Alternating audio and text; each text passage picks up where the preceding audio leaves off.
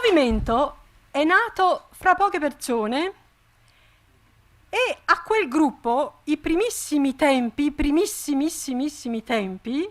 si diede un nome il nome di scuola, anzi, scuola fuoco.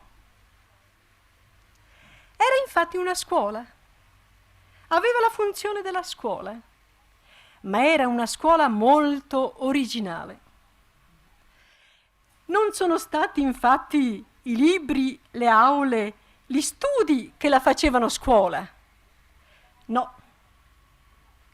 Quel gruppo era una scuola perché vi era un maestro.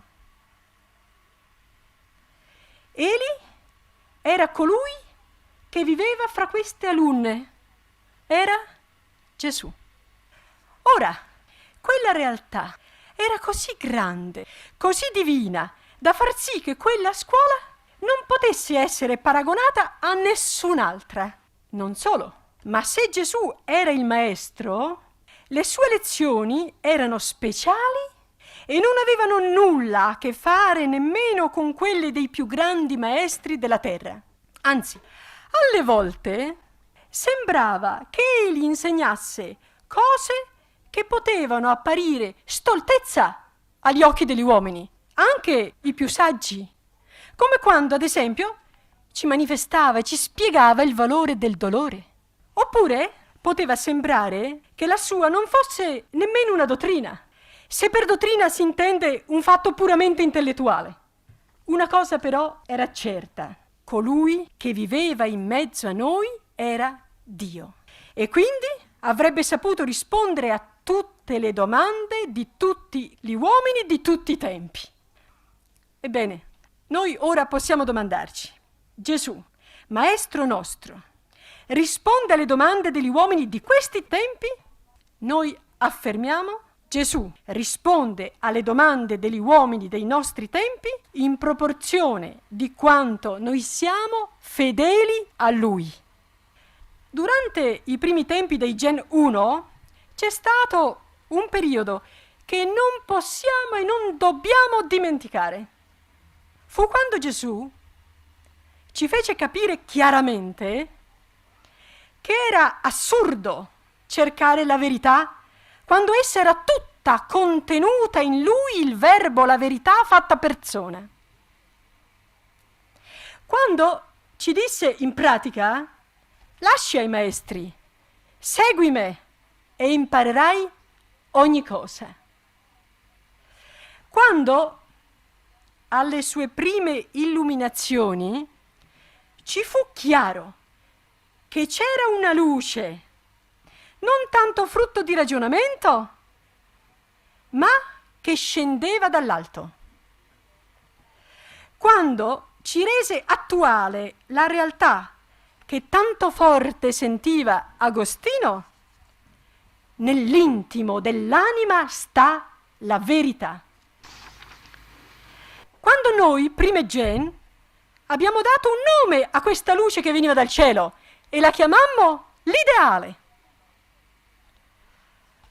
È stato quando, per porsi a maestro nostro e insegnarci la verità, Dio ci chiese il sacrificio di tutta la verità che gli uomini potevano darci.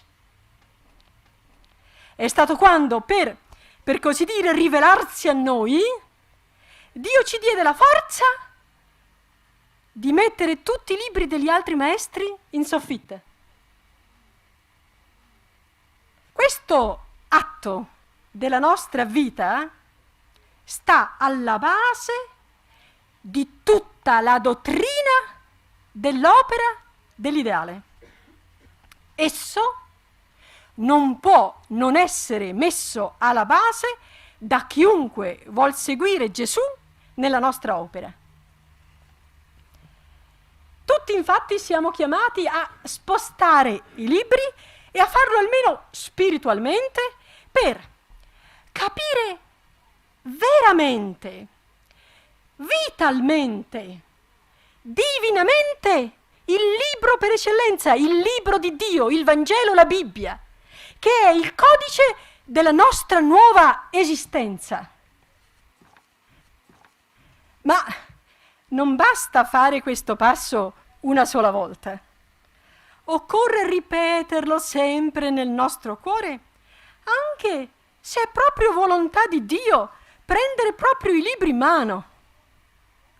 Sì, Gesù vuole il vuoto completo della nostra mente per illuminarci, per chiarirci la verità o anche per farci capire quanta parte di verità vi può essere in coloro, gli studiosi famosi ad esempio, che la storia non ha dimenticato, ha ricordato, perché sono riusciti a carpire qualche frammento di luce dalla luce stessa che è la verità di Dio.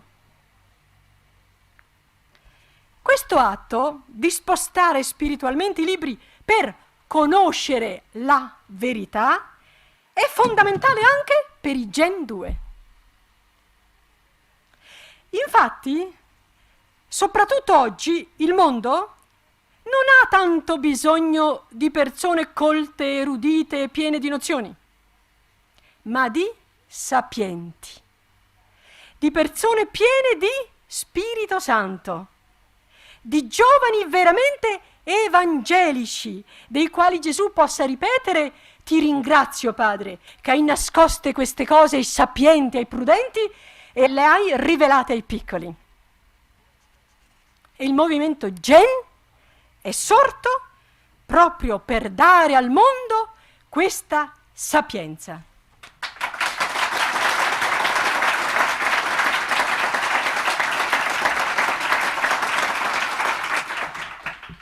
A questo punto qualcuno potrà chiedermi: ma che cosa ti ha insegnato Gesù durante tutti questi anni? È impossibile dirlo in poche parole. Il fatto è che la sua luce è stata così abbondante e così penetrante che è arrivata fino agli ultimi confini della terra e continua ad affascinare e trascinare innumerevoli creature di tutti i continenti, di tutte le razze, di tutte le mentalità. Se però volessi tentare di dire in una parola che cosa Gesù ha insegnato a me, all'opera, dovrei dichiarare che Egli mi ha dato una luce che tutte le contestazioni negative, tutte le eresie, tutte le deviazioni non possono spegnere.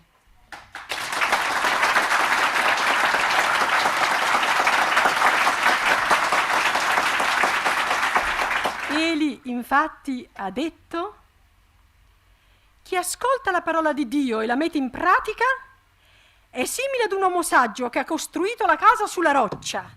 Cadde la pioggia, vennero le inondazioni, soffiarono i venti, imperversarono contro quella casa, ma essa non rovinò, non cadde, perché era fondata sulla roccia. Ma che cosa sono le piogge, le inondazioni, i venti, se non le varie dottrine più o meno giuste, più o meno equilibrate, partorite dalla mente degli uomini di tutti i tempi, che incantano e ingannano i contemporanei con bagliori passeggeri e poi si spengono per lasciar posto ad altre. Gesù, Maestro, mi ha insegnato che per capire la verità, per approfondirla, per possederla veramente, occorreva non solo impararla, magari a memoria, ma soprattutto metterla in pratica. E che cosa ha prodotto questo metodo? Infiniti effetti. Esso illumina interiormente, ma non solo la testa, ma tutto l'essere, perché è luce, e amore e vita insieme.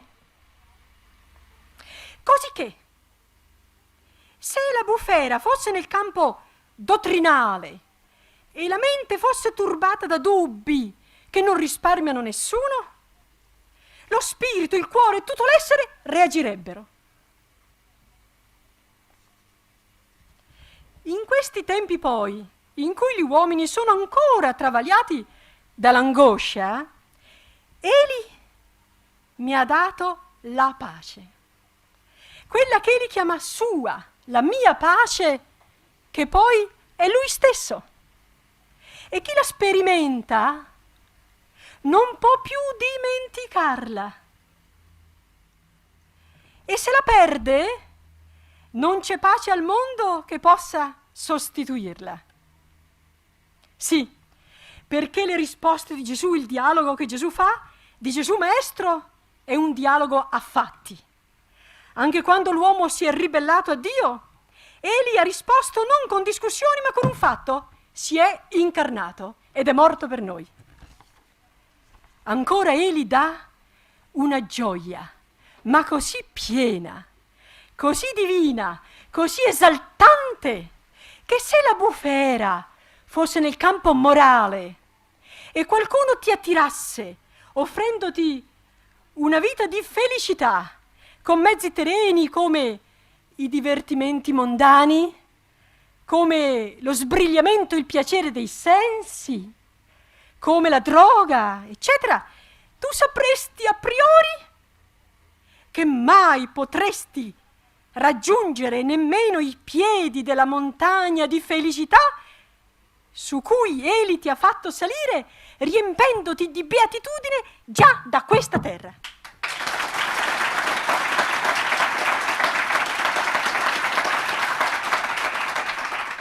Egli ci ha dato una dimostrazione della sua verità, perché abbiamo toccato con mano le sue promesse.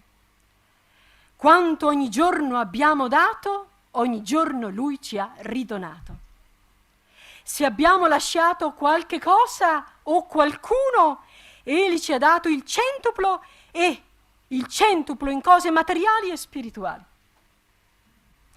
In momenti di sgomento, in cui io ad esempio sentivo tutta la mia debolezza, mi ha dato una forza che non poteva venire che dalla sua grazia. Egli non sazia solo tutti i desideri che hai, ma anche quelli che nemmeno sogneresti di avere un giorno. Insomma, Egli ti ama da Dio e vuol darti con una misura senza misura. Vuole trasfondere in te se stesso. Vuole amarti come Egli ama il Padre e come è dal Padre Egli amato. Egli, da maestro veramente, forma le persone, le fa come torri che non crollano, le illuminano sino a renderle lanterne che danno luce anche a tutti gli altri che navigano nel buio, nel dubbio, nella ricerca. Ecco, questo fa Gesù Maestro nei Suoi discepoli. E per questo è nato il movimento Gen, per formare questi atleti di Dio, eroi del Vangelo, testimonianza al mondo della verità, dimostrazione che Dio è pienezza, felicità, pace, bellezza, ricchezza, abbondanza, amore, misericordia, fiducia. Il movimento Gen è nato per far risperare il mondo in qualcuno che non inganna mai, ma che ti accompagna dalla culla alla tomba dicendoti sempre la verità e sostenendoti sempre col suo amore personale. Egli è morto per ciascuno di noi. E tutto questo che ho detto può e vuole darci. E il movimento Gen è proprio un'occasione per arricchire i giovani di tutto ciò.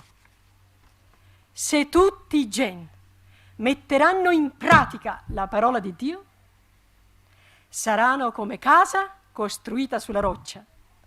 Vengano pure allora tutti terremoti spirituali.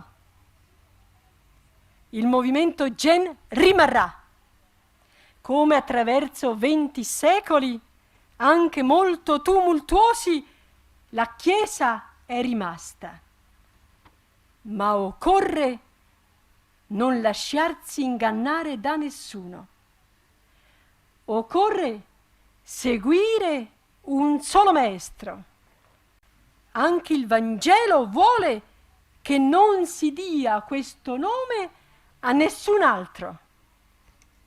Con Gesù il movimento Gen servirà veramente la Chiesa, l'opera, l'umanità e concorrerà a realizzare il testamento di Gesù che tutti siano uno.